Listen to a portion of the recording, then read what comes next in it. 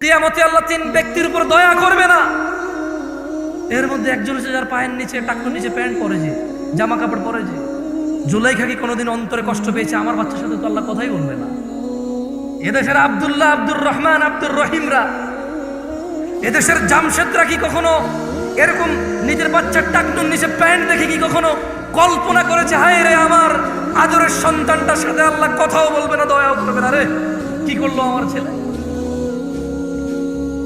এই দেশের জামশেদরা, আব্দুল্লাহরা, আব্দুর রহমানরা, এই দেশের আব্দুল করিমরা কখনো কি নিজের ছেলেটা ফজরে ঘুমিয়ে আছে ভেবেছে যে আমার বাচ্চাটা মারা গেলে জাহান্নামে চলে যাবে সলাতের হেফাজতকারী না বলে? কোনোদিন কি কল্পনা করেছে এই দেশের আব্দুল করিমরা? বলেছে? বলেন তো। ইসলাম তাহলে ওর কাছে কতটুকু করেছে? ওই ইসলামকে কতটুকু জানে? কিভাবে জানে ইসলামকে সে?